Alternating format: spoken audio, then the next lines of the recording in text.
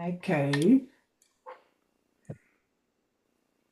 Good afternoon, everyone. Welcome to Blueprint for Success 2.0. I am Elizabeth Sporer, founder of SoArc Business Strategy Consulting, and I'm genuinely excited you're here today.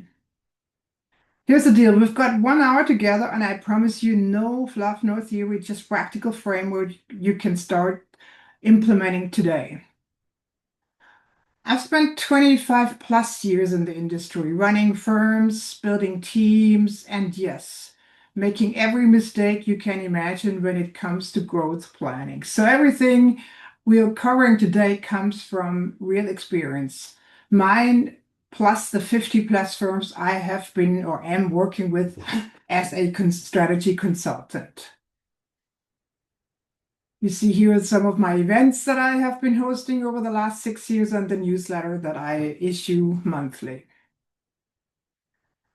So here's what we're tackling in the next 60 minutes. First, where to focus your growth efforts, because not every opportunity is worth chasing, even if it looks good on paper. Second, capacity planning, the reality check most firms skip. We'll figure out if you can actually deliver on those growth plans. Third, staying visible without burning out. How to build a marketing rhythm that's sustainable and not aspirational. Fourth, the systems that support growth, because you absolutely cannot scale what's broken. And finally, your next steps. What you're doing this week to turn today's session into actual progress. So this is interactive. So I'll be launching polls asking you for your input in the chat, and we'll work through some real scenarios together. Does that sound good? All right, let's get started and we check on, I'm launching a poll right now to check the polls. So what's your biggest challenge heading into 2026? Is it finding the right growth opportunity, having the capacity to pursue them, staying visible in the market, getting your systems to actually support growth, or maybe it's my personal all of the above. You need help. So go ahead and tell us in the chat.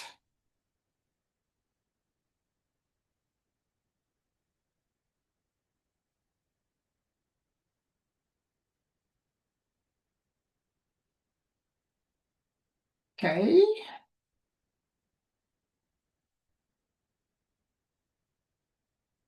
Capacity, I see. Okay. Interesting. It's really, that helps. Yeah. A and D, Allison. Okay. Andy capacity. I like that. It does help me understand what you're really dealing with most. And so please understand you're not alone. We all have, I have been through that. And these issues are solvable. And I've seen it with many firms. So, all right. Unit 1. Where to focus your growth efforts. This is where most strategic planning goes off the rails because we get excited about possibilities and forget to ask the hard questions. So let's talk about why A&D firms chase the wrong work. Raise your hand virtually or actually if you've ever said or heard any of these. This could be a big client. Yes, but the margins are terrible. Thank you. And they want everything for nothing. We need the revenue. Okay, but you're going to hate the work and it doesn't fit your strengths. They ask us specifically, right? Because you're the third firm they've called and the first two have said no. Everyone's moving into that sector, so should we. So cool. So you're going to be late to a crowded party where you don't know anybody. We've all done this. I've actually absolutely done this. And the result, You end up busy, stressed, working nights and weekends, and somehow still not profitable. So let's get smarter about this. If you joined us for the December year-end review workshop, you've already done this already. If you didn't, this is your homework for this week. Go look at your 2025 performance and answer these questions honestly. Which project types actually delivered the best margins? Not the most revenue, the best margins. Which sectors have the smoothest execution? Where did your team feel competent and confident? Where did you spend the most time firefighting? Scope creep, budget overruns, difficult clients, projects that should have been profitable but were not. And which clients paid on time and referred other work to you. This data, your actual lived experience from 2025, is your strategic roadmap, not what you read on LinkedIn, not what some hot firm in New York is doing. It's your data. Because here's the truth, your best growth opportunities are probably hiding in plain sight in the work you already did well. So here's a simple framework to evaluate any growth opportunity that crosses your desk. Before you get started and excited about chasing it, score it on 4 dimensions, 1 to 5 rating. First, is it a strategic fit?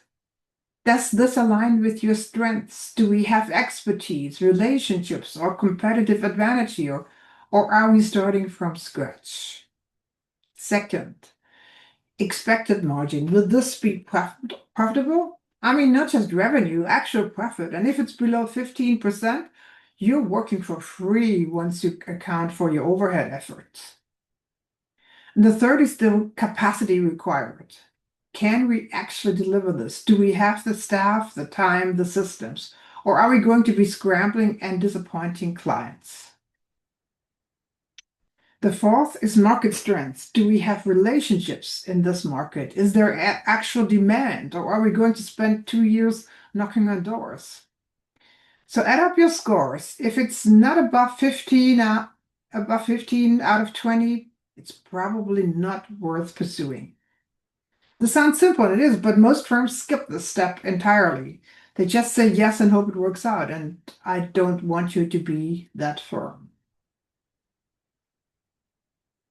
So I borrowed this concept from Derek Sivers, and it's been a game changer for strategic planning. For any major opportunity, a new market sector, a big potential client, a service expansion, ask these 4 questions. Does this move us meaningfully toward our 3-year vision? Not incrementally, meaningfully? Are we willing to say no to other things to make this happen? Because pursuing this opportunity means you don't have capacity for something else. Do we have or can we realistically get the resources to deliver excellence? Not to muddle through, to deliver excellence. Will this still matter in 12 months? Or is this shiny object syndrome? If you're hedging on any of these questions, if you're thinking, well, maybe, or hopefully, or probably, it's not a hell yes. And if it's not a hell yes, it's a distraction. I know this is hard because saying no feels like you're closing doors. But here's what I've learned. Saying yes to everything means you do nothing well. You're better off doing 3 things brilliantly than 10 things poorly. So let me show you where most A&D firms look at focusing their growth energy in 2026. When it comes to new sectors, there is healthcare, hospitality, multifamily, and corporate interiors. Some of these are really hot, some of them are becoming hot. There's the option of geographic expansion. You can open a satellite office or pursue work in a new city or region. There's the option for service expansion, adding master planning, sustainability consulting, interiors, if you have been doing exteriors only so far.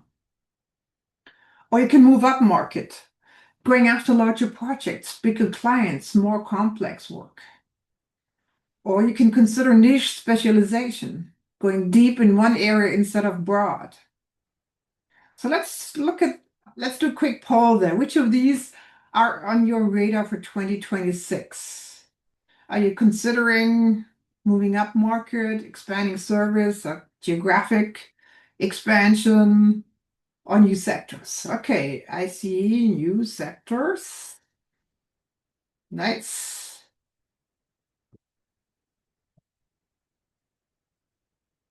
Thank you for sharing a client size, also diversifying in size. So thank you for sharing this. I want you to know that these are all things that you can work on. They require different things. New sectors require relationships and credibility you might not have yet. Geographic expansion requires both boots on the ground and local knowledge. Service expansion requires new expertise and potentially new hires. Moving up market requires case studies and credentials that demonstrate you can handle the complexity you're pursuing. And niche specialization requires the discipline to say no to work outside your lane. So it's not just what do we want to do, it's what are we actually equipped to do right now. So let's talk about red flags. These are opportunities that look appealing but will break your firm. Avoid anything that requires complete reinvention of your firm. If you'd need to replace half of your staff to be credible in this market, that's not growth. That's like starting a new firm. And avoid anything that requires 3 or more new hires to execute. You can't absorb that many people at once and maintain culture and quality. And avoid opportunity where you have 0 relevant skills or expertise. The learning curve will kill your margins. Avoid markets where you have 0 relationships. You'll spend 18 months knocking on doors and getting nowhere. And absolutely avoid work with margins below 15%. You think you need the revenue, but you're actually losing money once you account for overhead and opportunity cost. Growth that breaks your firm isn't growth. It's chaos dressed up as ambition. Be honest about what you're ready for.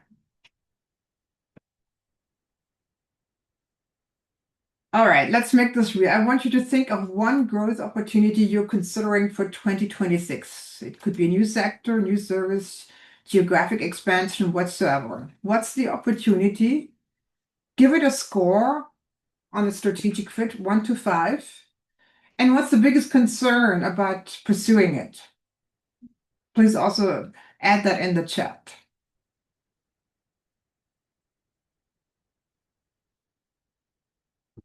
So I've seen new sectors, I think twice, yes, and the client size.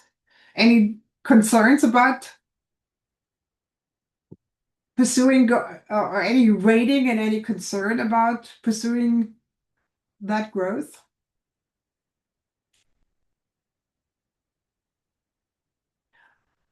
Okay. I encourage you to be honest about it because it really helps you be strategic about the efforts you bring. More development-based work. Okay, hold on.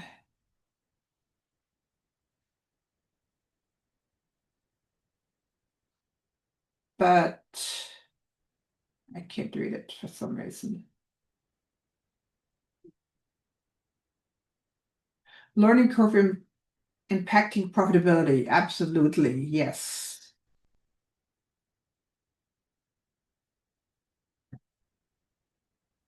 Allison, I cannot read it. More development-based work, but More development-based work, but the biggest concern is the impact of tariffs and inflation. right. Yes.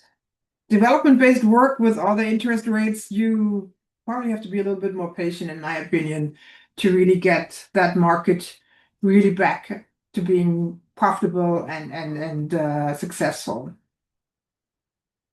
But it's good to be honest enough and factor that in. That helps you also consider when with the options you have ahead of you. All right. Moving into unit 2, capacity planning, reality check. This is where I'm going to burst some bubbles, but I promise it's for your own good. Let's talk about why most growth plans fail. Here's how this conversation usually goes in A&D firms. Hey, we should target healthcare. It's a growing market. There's demand. We'd be great at it. All right, totally. Let's do it. Let's go after some healthcare projects. So 6 months later, why aren't we making any progress in healthcare? We haven't landed a single project. This isn't working. You know why it was not working? Because nobody ever asked, do we actually have capacity to do this? Do we have time to research the market, build the relationships, attend conferences, develop proposals, create case studies, and do the things required to break into a new sector?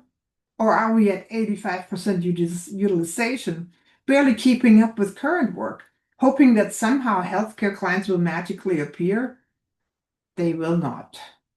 So this is the capacity delusion. We make plans based on what we want to do without checking if we have the bandwidth to actually do it. So let's do the math. I'll show you how to do it. Before you can plan anything, and I mean anything, you need to know three numbers. The number one is your total billable staff. How many FTEs, full-time equivalents, can generate revenue? That's not your total headcount, not counting admin, accounting, and HR.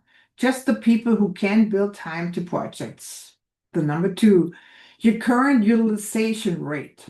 What percentage of their available time is actually getting billed to clients? Not what you wish it was, not what the industry says it should be, what it actually is based on your billing. And the number three, the hours per quarter, that is typically 520 hours. 13 weeks times 40 hours per week. So you multiply these together. Staff times or utilization times 520 equals your available billable hours per quarter. So let me ask you again, do you know these numbers of your firm? Does everybody know what your number of billable hours in your firm are, you inclusive of your staff?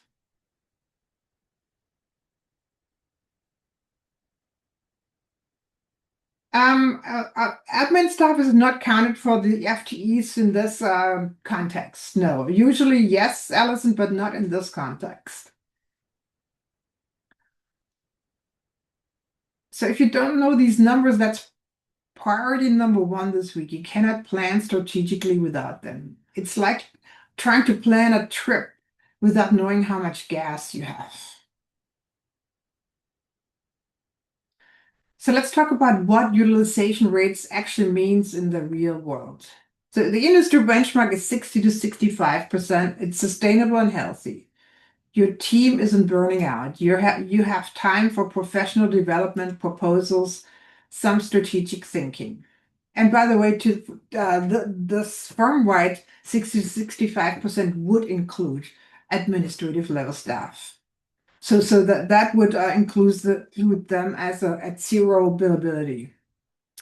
Then 70 to 75%, you're pushing hard, but it's manageable for periods of time, not forever, but you can sustain this for a quarter or two. 80% and above, that's burnout territory. Your team is heads down on billable work with no time for anything else. This is not sustainable. Quality suffers, people leave, mistakes happen. 50 to 60%, you've either got room for growth or you have efficiency problems, or both. Here's what I want you to understand. If you're currently at 75% utilization or higher, you do not have capacity to pursue new markets. You might think, well, we'll just work harder, we'll squeeze it in, but you don't, you won't, you can't. The math doesn't work. You either need to hire first or improve efficiency to free up capacity, or accept that growth isn't possible right now. And that's okay. It's better to admit it than to set yourself up for failure.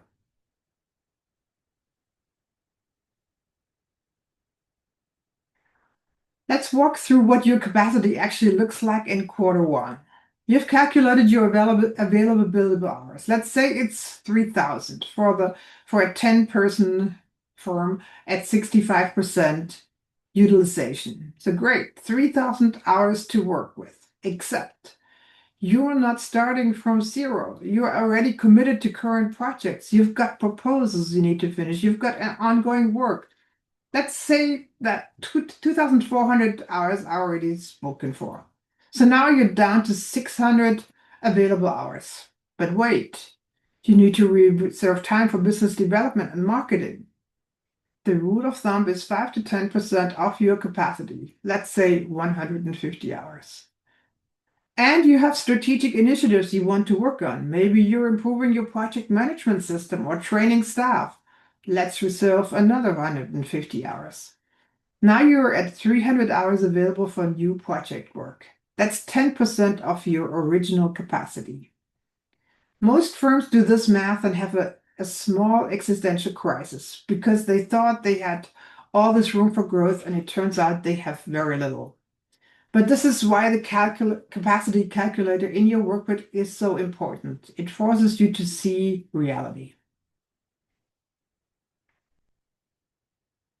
Let's talk about the hidden capacity costs of pursuing new markets.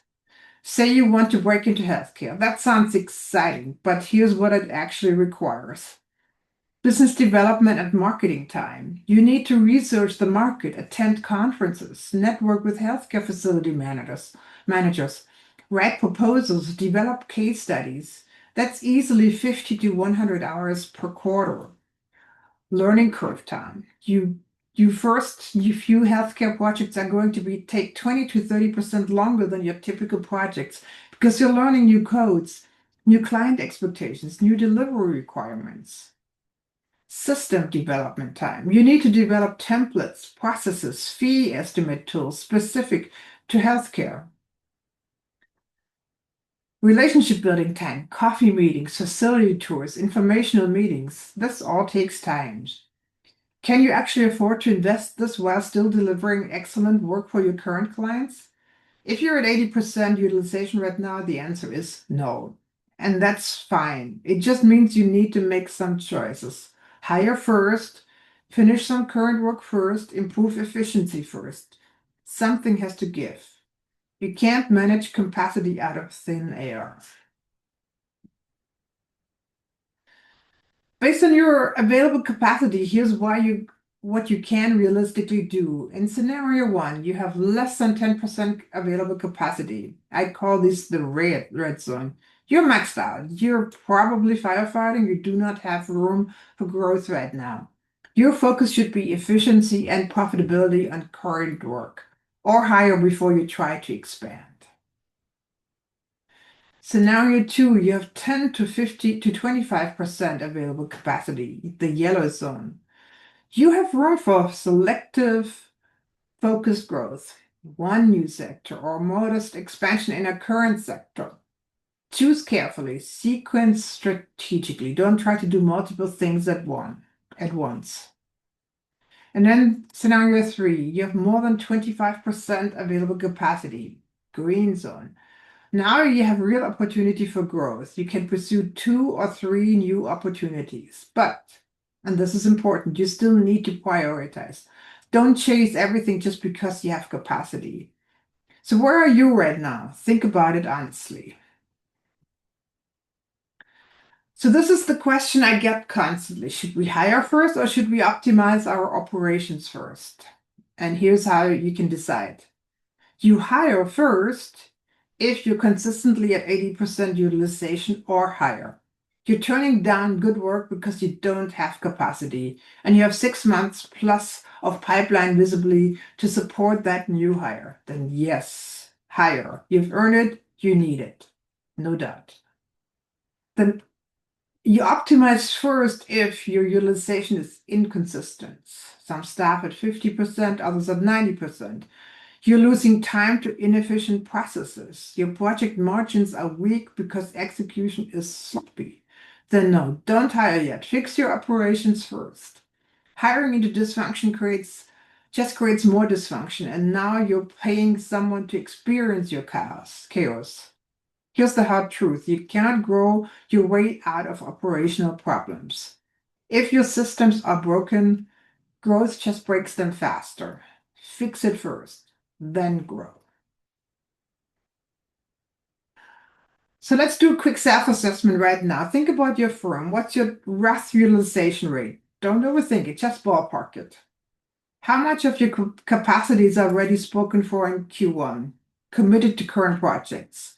And how many hours can you realistically dedicate to growth initiatives, business development, new market research, all that? Drop a comment in the chat. What's one capacity constraint you're facing right now?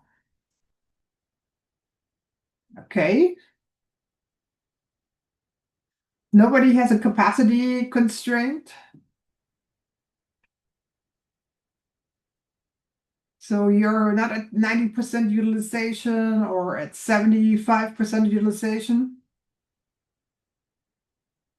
Okay. All right, Unit 3, staying visible without burning out. Let's talk about marketing. I know most architects and designers would rather do literally anything else. But if you want to grow, you have to stay visible in your market. So let's figure out how to do this in a way that is sustainable. Show of hands, how many of you have said or thought any of these in the past 6 months? We should be networking more. We really need to update our website. I should write that article I've been thinking about. We need to get an article on LinkedIn more consistently. Yeah, all of you. Me too, by the way. So, and then that's 3 months go by and you've done exactly none of it. So why? What has happened here? Here's why business development always falls off the list. First, it's not urgent. It doesn't have a deadline. Your current projects have deadlines. Your deliverables have deadlines. Networking, that can wait. Except it can't. Because by the time you need work, it's too late. Business development takes 6 to 18 months to convert into actual projects. Second, it feels uncomfortable, especially for designers. You didn't go into architecture to sell. You went into it to design beautiful things. Networking feels gross and salesy. And third, you don't know what to prioritize. Should you be blogging, speaking, attending events, cold emailing? You don't know, so you do nothing. Fourth, you're too busy delivering the work you already have. You're in reactive mode, heads down, trying to keep projects on track. And the result? The feast or famine cycle that never ends. You're busy, busy, busy until suddenly you're not, and then you panic and chase anything that moves. So let's break that cycle. Here's a framework that actually works. 4 pillars of consistent visibility. Pillar 1, content and thought leadership. Articles, LinkedIn posts, case studies, project write-ups, anything that demonstrates your expertise and keeps you top-minded.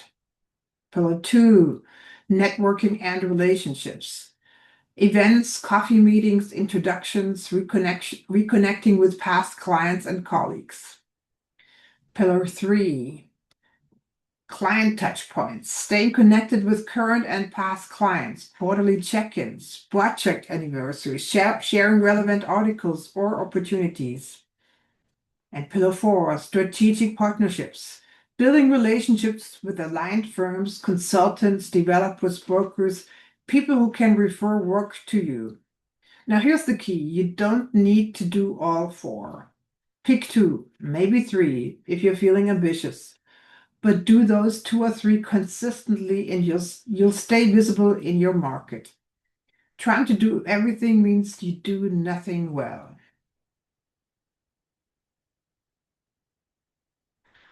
So let me show you what this looks like mapped across the year. So in quarter one, January through March, so this is your foundation and planning quarter. You publish a 2025 year in review. You attend 2 to 3 key industry events. You schedule quarterly check-ins with your top clients. In quarter two, April through June, you build momentum. You launch a new client series, maybe monthly insights on a topic you know well. You speak at 1 or 2 conferences. You deepen your strategic partnerships. In Q3, July through September, you optimize and refine. Refresh your case studies and portfolio. Conduct client satisfaction surveys to gather testimonials and feedback. You plan your Q4 year-end push. And in Q4, October through December, you harvest and position.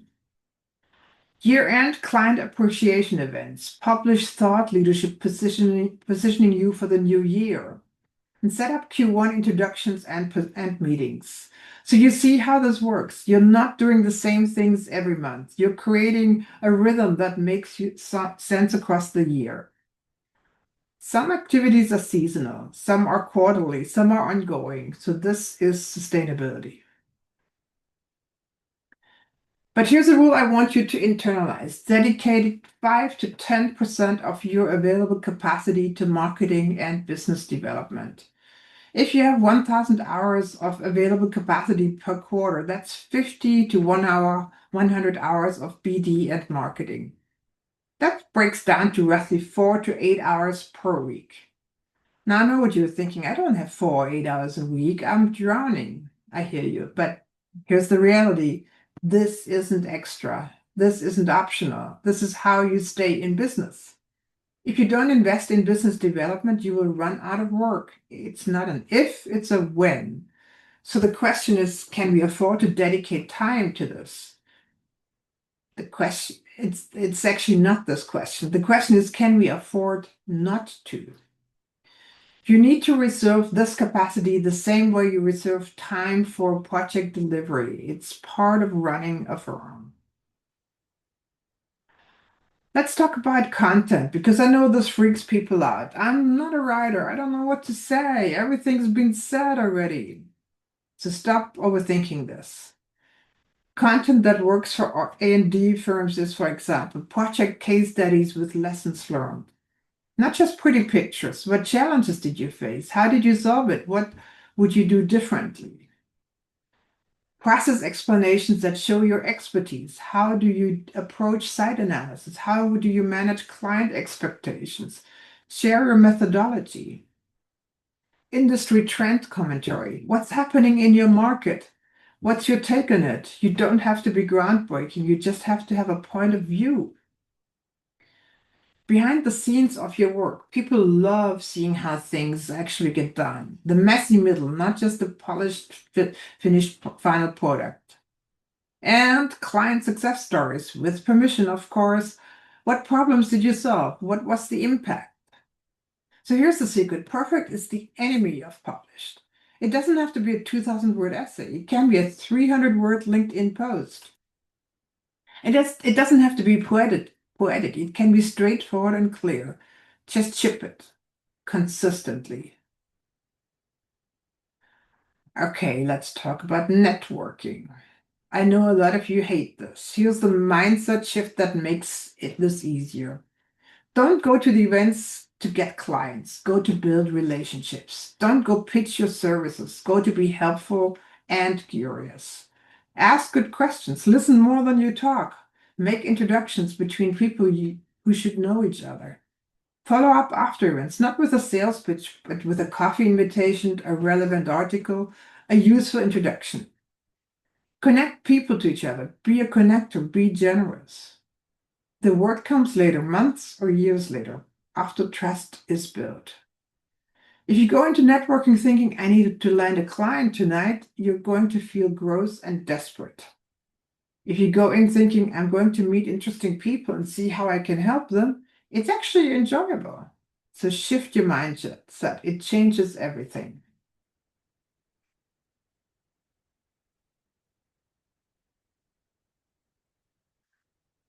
All right, let's make this real. Let's build your marketing calendar. For each quarter in 2026, I want you to identify 2 to 3 pieces of content you're going to publish. Could be articles, case studies, LinkedIn posts, whatever fits your style. 3 to 5 networking events or one-to-one or one-on-one meetings, conferences, local AI events, coffee with a past client, lunch with a consultant you want to partner with. 4 to 6 client touch points, current or past clients, quarterly check-ins, project anniversaries, relevant introductions. 1 to 2 partnership development activities, reaching out to firms you admire, connecting with consultants who serve similar clients, building referral relationships. And here's the critical part. Put them on a calendar with actual dates and assign owners. If it's not on the calendar with someone's name attached, it's not going to happen. This is how you move from we should be doing more to actually doing more. Last thing on marketing, you have to track your business development activity. If you're not tracking, you're not managing it. And if you're not managing it, it's not going to happen consistently. So track these metrics monthly. RFPs and RFQs you responded to. How many opportunities came across your desk? Proposals submitted. How many did you actually pursue? Win rate. What percentage are you winning? If it's below 30%, you're either pursuing the wrong work or your proposal needs work. New leads generated. How many new potential clients entered your pipeline? Meeting with prospects. How many conversations did you have? Content published. Did you actually ship that article or did it sit in that draft? Events attended. Did you show up or did you cancel last minute because you were too busy? So these are your leading indicators. They predict whether you'll have work 6 months from now or not. Revenue is a lagging indicator. By the time revenue drops, it's too late to fix it. So track the activities that lead to revenue. All right, let's do a quick exercise on marketing. Think about your firm's visibility goal for 2026. In the chat, I want you to share 2 things. One marketing activity you committed doing consistently in quarter 1. Could be monthly LinkedIn posts, quarterly client check-ins, attending 1 event per month, whatever feels doable. And possibly one thing you'll stop doing, or more realistic, stop feeling guilty about not doing. Because here's the truth, you can't do anything and everything, and that's okay. Pick your lane and commit to it. So go ahead and drop your answers in the chat. So what are you committing to doing in terms of business development and marketing in the first quarter? An activity of some kind.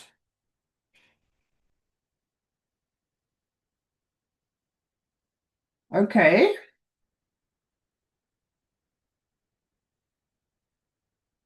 Client outreach once a month. Good. Work on portfolio of past work and get on the website. Okay. So update the website. Good. Okay. Yeah. So make sure that contact 2 to 3 affordable housing REITs. Good. Make it tangible, make it quantifiable, and set a date. Whatever you decide to put on your list, say who's doing it. You, a staff member, colleague in the office, where and when. So this is really great. Thank you. So focus matters more than the volume.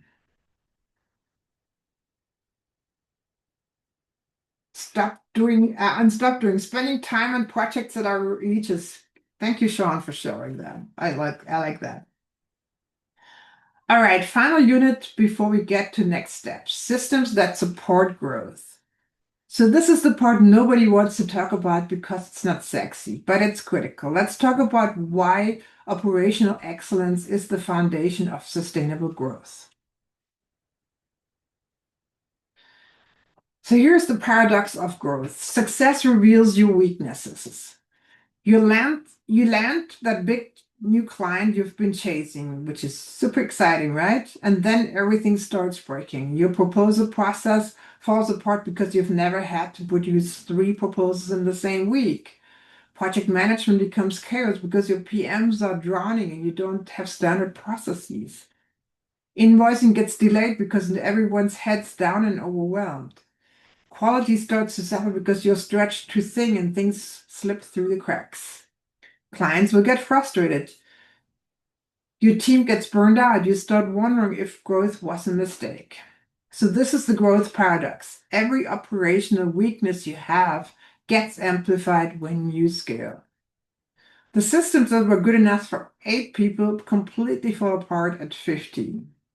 So the workarounds that your founder did manually can't scale. You cannot grow your way out of operational problems. You have to fix them first. So let me show you what typically breaks first when A&D firms try to grow. Proposal development. It takes too long. Quality is inconsistent. You're reinventing the wheels every time. And project management, there's no standard process. Every PM does it their own way. PMs burn out because they're figuring everything out from scratch every time.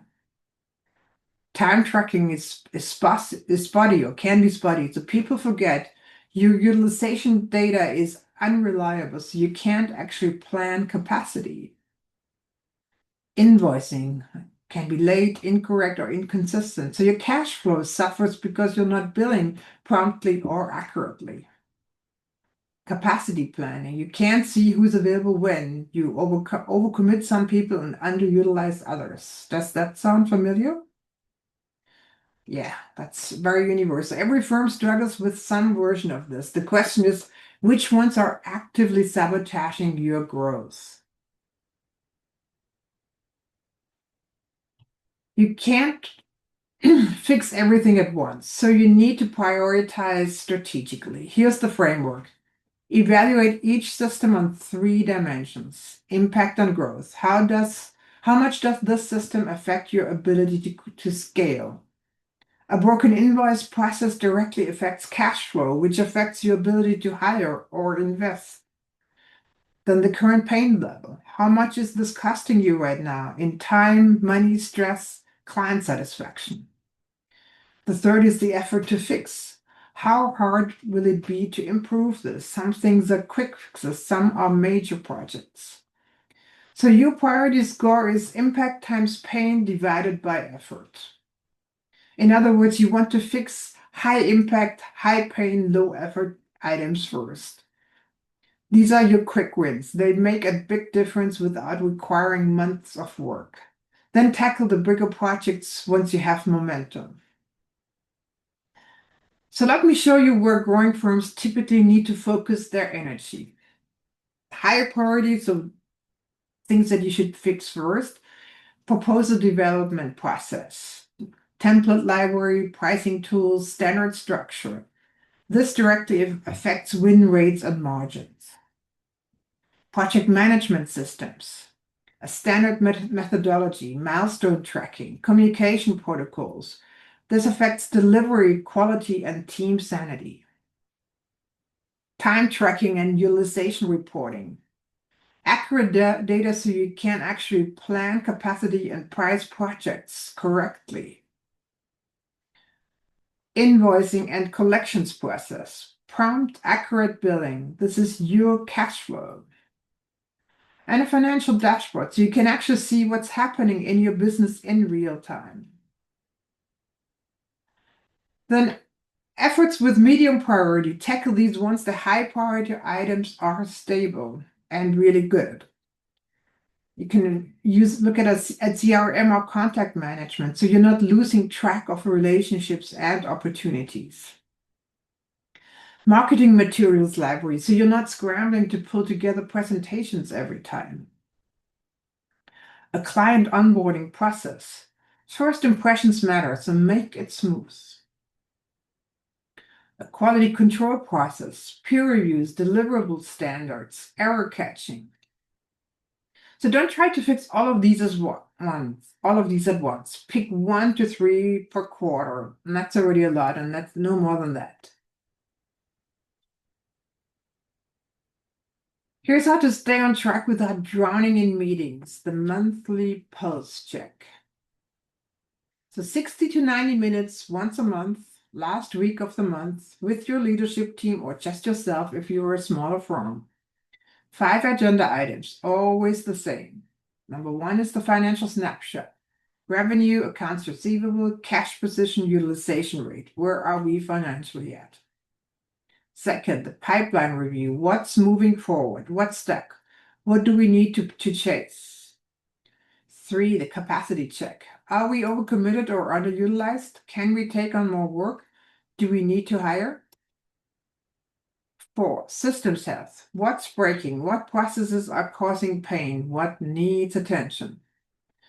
And 5, what changes for next month? What changes need to be made for next month based on what we just decided and discussed? So that's it. 5 items, 90 minutes max. This is your early warning system. It catches problems when they're small, before they become crises.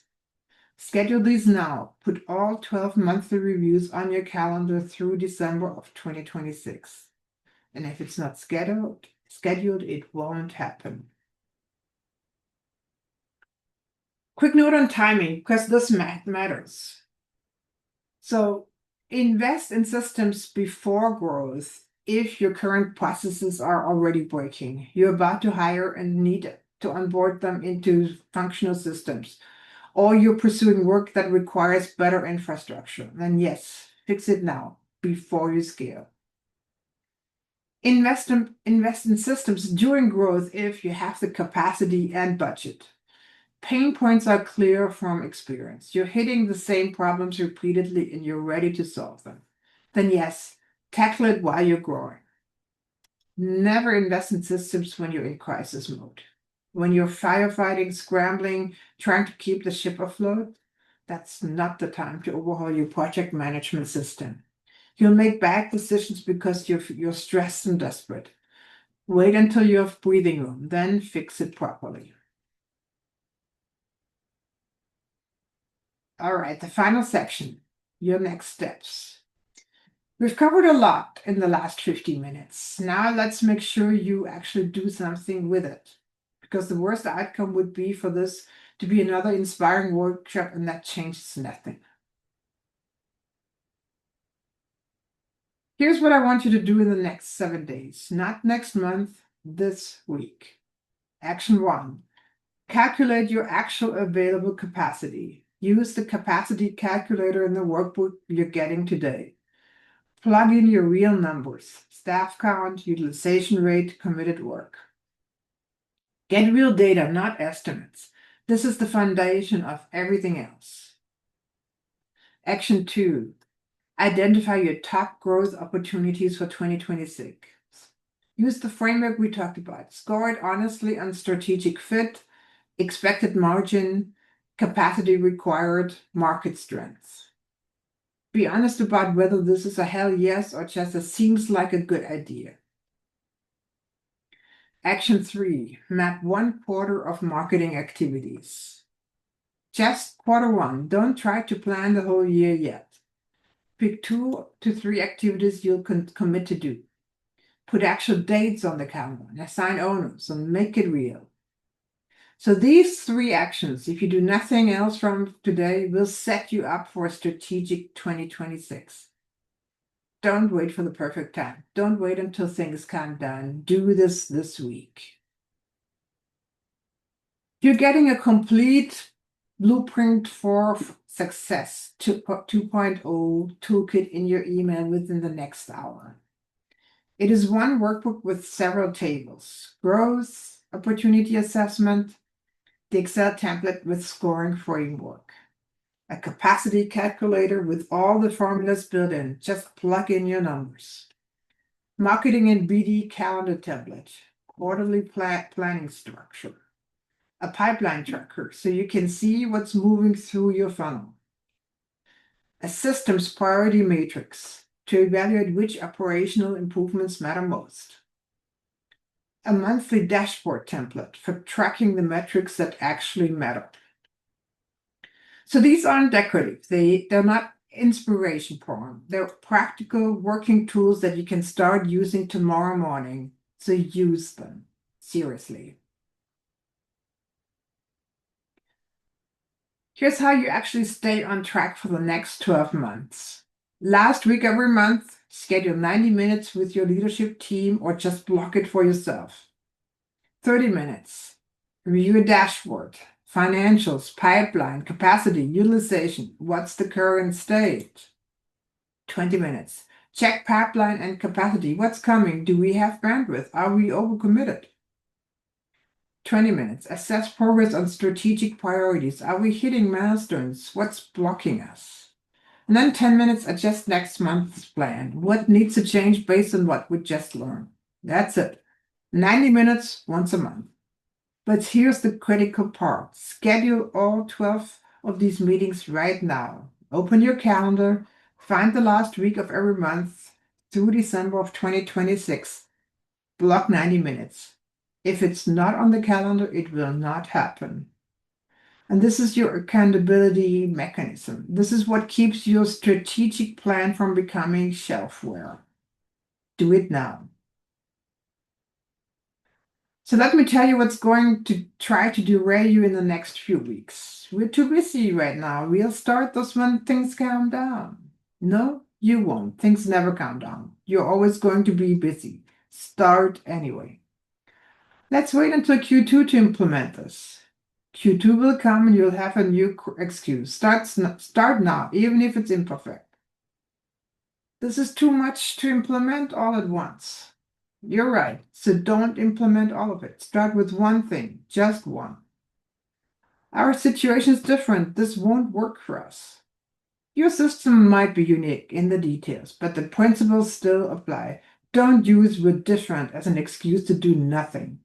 Stop negotiating with yourself. Pick one thing, do it this week. Build momentum.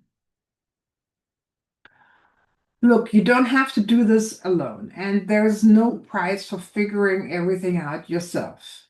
Consider getting one-on-one support if you need help translating these frameworks to your specific situation. Every firm is different, and sometimes you need someone who understands A&D to help you adapt those tools. You want accountability and coaching through implementation. It's easy to let this slip. Have someone check in with you keeps you on track. Your team needs facilitation to get aligned. Sometimes internal teams get stuck in the same arguments. An outside voice can break the logjam. You're stuck and need an outside perspective. When you're in the weeds, it's hard to see the path forward. Fresh eyes help. I offer strategic partnership, as-needed advice for clarity, fractional COO work, leadership coaching, whatever makes sense for where you are. If you want to explore that, respond to the follow-up email requesting a 30-minute free consultation. No pressure, no sales pitch, just a conversation about what would help.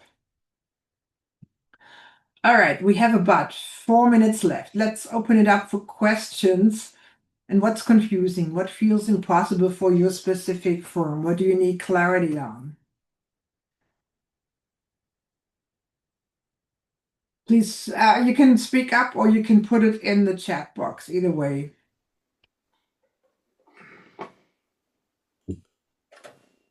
Elizabeth? Yeah, Andy. When the utilization rate is around 50%, then I think there's a tendency to lay off people rather than hire. And so it's about short-term versus long-term growth, about cash flow. So, there's probably a tendency to shrink rather than to grow. So what's your feeling about that? That has to be monitored carefully because yes, you cannot maintain a certain size staff with low utilization forever. 50% is low. I would say do it for 1 or 2 months. If you are still not able to get it across the 60% range, I would consider reducing hours at least, so you can manage your expenses. but don't do it too quickly because you lose also the capacity to do work when you get the work, right? And to generate the revenue. And you also talk about 5 to 10% of your gross sales for outside consultants, website designers, right, for business development, out of We pocket.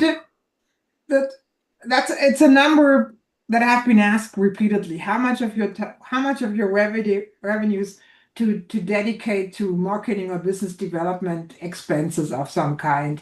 Um, in my experience, firms do invest between 5 and 10%, either in staff on basically they hire somebody and it's the equivalent of 5 to 10% of your revenues, or you might outsource it to people that help you with that. And like developing a new website or do business development strategy of some kind. Good questions. Thank you. All right. I will. So the final thoughts.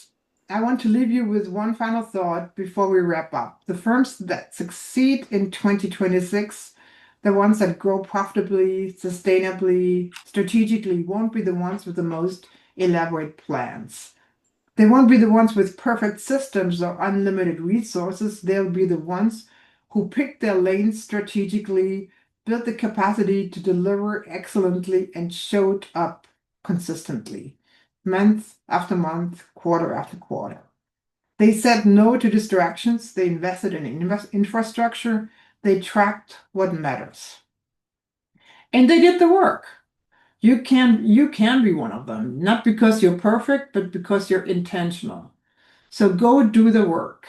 Calculate your capacity, pick your priorities, build your marketing rhythm, fix your systems, and start this week. And check in with me in a month or sooner when I want to hear how things are going. So thank you so much for being here today. I really appreciate you taking an hour of your incredibly busy week to invest in strategic planning. Your workshop materials will hit your inbox within the hour. Everything we talked about today, the workbook, the templates, the framework. If you want to continue this conversation one-on-one, respond to the workshop materials email requesting a 30-minute free consultation. And most importantly, schedule those monthly check-ins right now, all 12 of them. That's what separates firms that execute from firms that just have good intentions. I'm excited to see what you build in 2026. So you've got the tools, you've got the framework, you've got the capacity math. Now go make it happen. Here's to making 2026 your most strategic year ever. Good luck. And hope to see you soon. I will do more events soon and hope to see you then. Thank Thanks you. so much, Elizabeth. That was very informational. It was great. Awesome. Yeah, greatly appreciated.